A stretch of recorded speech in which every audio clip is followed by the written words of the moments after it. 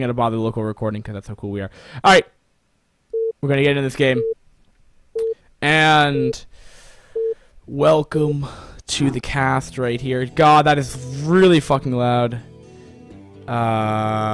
Sound. Oh, this one has no sound. It's this guy that's making all that noise. All right. Well, you need to be muted completely. Yeah, you're just there to simply be a host, dude. All right, cool. Well, we're in the actual game now, and you can't hear anything, and I'm quite aware of that, which we're gonna fix. Don't worry. Don't worry. We got you covered.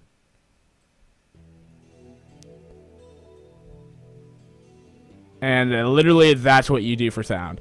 Okay, so in the top left-hand corner for IFU will be Hanzo, which is not the team captain that I've randomly assigned in this GV2. And in the bottom left-hand corner, as this color blue, this blue Terran, it will be Marwin, who I have randomly assigned captain, and that's who you see the resources in the bottom left-hand corner, or bottom right-hand corner. And then the opponents in the vertical positions, making this a vertical spawn 2v2. In the top right-hand corner, it will be the orange.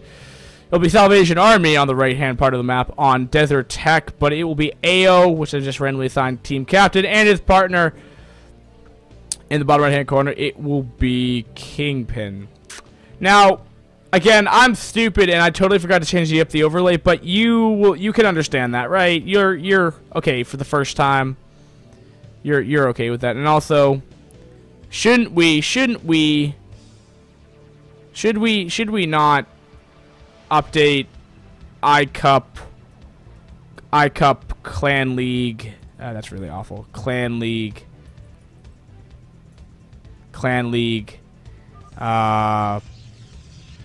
playoff. Wow. I cannot fucking do this. But okay, so we're in here.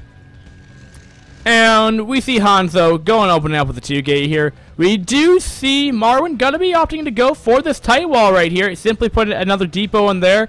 You will be able to get away with that. That will be a tight wall for the time being. And we just do have another rack coming in here though. So actually, this probe could be annoying to block that wall, but ultimately, Marwin will have no trouble of getting that wall up right here. And if Marwin did not know that Kingpin was Zerg, he will know now, as the Overlord. Actually, no, he will not know. So, Overlord just scouting out there a little bit, but immediately will be turned before Marwin can spot that. And, yeah. Zerg, on the other hand, has opted to go for getting up the... Is it 3 hatcheries? No, just getting up the second hatch right here. So it looks like primarily more Ling heavy. And that makes sense because of the ramp for this time being. But not opting to get the second base, though, which could be quite hard to defend. And looking at AO's base right here, nothing too special. Going to be actually going up for some goons here, which makes sense because it is you are going up against a... Protoss Terran, but in my experience, I don't play 2v2s. Well, actually, I take that back. I played my first 2v2 in a very long time, and we have a bunker rush coming up right now. Oh, Zealot action! We have some Zealot action in the mineral line right here, but the goon option just itself is... I'm always used to seeing like a Protoss or a Terran with a Zerg generally, because Zergs are just so powerful in 2v2. But so we'll see how these goons will generally do. I really have no idea how this will work out here, but the bunker rush does go up right here. The Zealot is getting up one probe kill, and just more damage is being done right here. Very interesting play. Now, we do have a lot of links coming from Kingpin right here. All these links can get surrounded on this if the SCVs do not try to block, and that bunker will be dead. But the SCVs are going to try to get in a position to repair, but that 2 SCVs repairing that bunker will not do. Able to stop that right here. And Probe's getting in on the action right here, and that actually might... Are these links really not getting up on that bunker right now? The probes are actually getting a surround on it right here. And the links are actually going for the Zealots right here. That bunker will go down finally from the probes, but I mean, massive critical economic damage being done in the process. And well done. Very good aggression, and when you really kind of think of it, I mean, well, they're still putting on the aggression. Like, this isn't over yet, but I mean, even when you think about it, like, what has happened in the past, I mean, I don't, you know, when you just kind of think about it, that was like, what, 2 Marines, two Zealots, maybe 3 Zealots, and killed off the entire mineral line of AO almost? Like, my god, that it's just such, not even that many resources used, and you just pretty much killed off AO for what it's worth right here. And finally, we'll be able to stabilize right here. But, I mean, if you look at the bases of Marwyn and Hanzo, I mean, just look how better prepared they are. If, you know, the one thing they could lose is from the counter pusher here, but Terran's walled off, and these links pose no threat. Really, Hanzo's the only person that is vulnerable right here. More so vulnerable because he's actually caught in the middle of the map with his Zealots trying to either run away or trying to be more aggressive. But my point is that he has 2 cannons up, and he has 2 Zealots trying to block his ramp right here. Now, Lings could still pose a threat. They could still run behind here, though, but it would be pretty tight right here. And are these speedlings? Oh, yeah, for sure. They're speedlings for sure. But interesting nonetheless. But, all right. Cool beans. Now, looking back at Zerg, gonna be going for the Hydras right here. And again, I generally see, like, Ling Muta coming out of Zerg.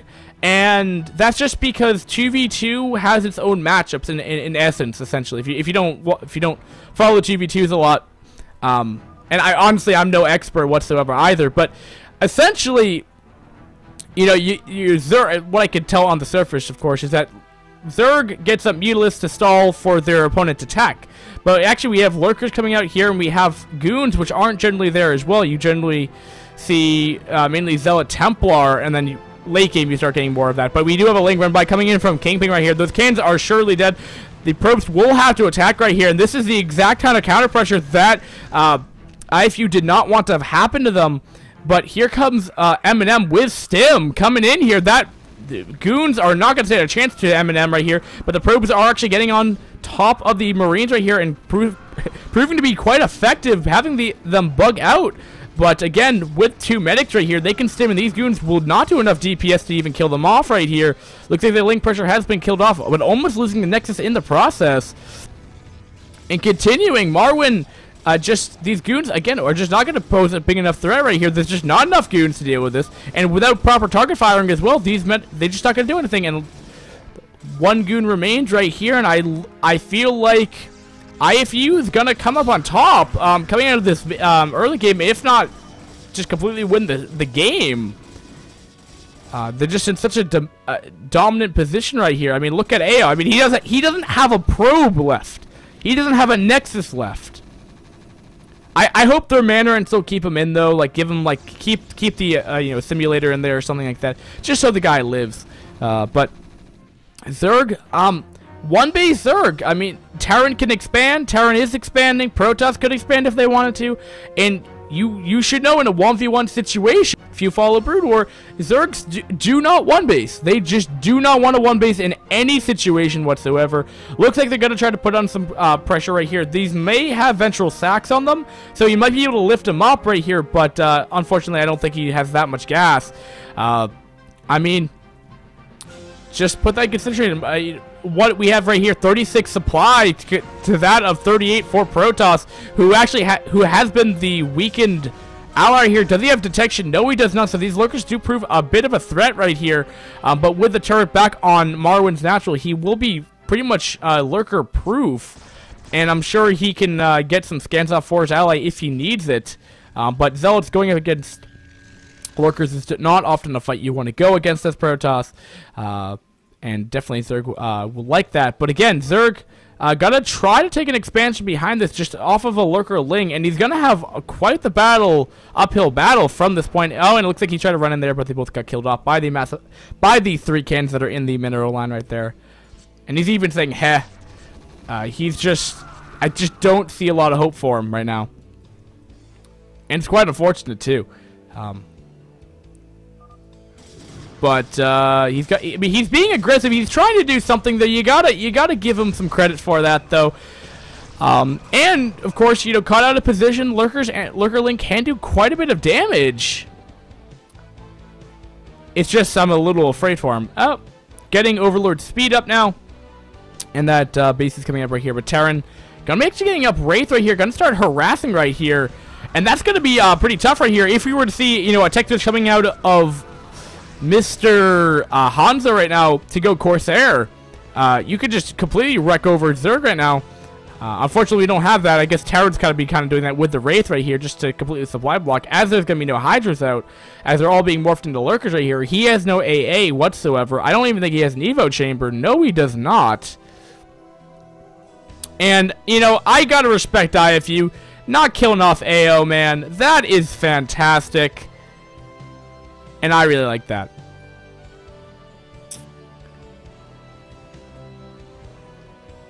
Mainly Goons right here. Good against the Lurkers. Not so great against the Lings right here. Pushing in here. Now, we haven't really gotten a lot of screen time of Terran right now. Just because of the action of the Zerg right now. But I'm sure he's building up an army. I think he's pushing across the map with the Wraith coming out of the bottom right-hand corner right here. And it looks like with this primarily Zerg's left, he could just scan and clean that up right here. There are 4 Wraith in here. Nothing's going to get out. No drops. No nothing's going to happen. And these slow overlords are going to desperately try to get away. They can 4 Wraith without any upgrades, can 3-shot a single Overlord, as we just saw there, and it looks like the scan does go off and does clean up the rest of the Lurkers right here. And this is going to be tough.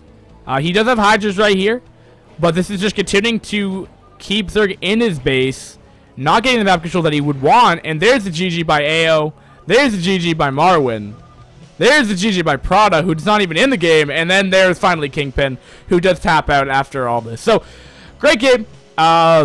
Definitely fun TVT right here. So we do have IFU taking the first win here. So we will see if game 2 they can come back, or if there will be an ace match. I don't know. And without further ado, let's get into that. Now, we're going to take a brief intermission. I'm going to go mute my mic, so that's the. So if you see some random shit on screen, that's just because I'm making up the next game. So don't go anywhere. 3-4 minute break, and we'll be back momentarily, guys. Thanks for watching iCup StarCraft TV, and you are here for the IFU versus Salvation Army Clan War. Don't go anywhere.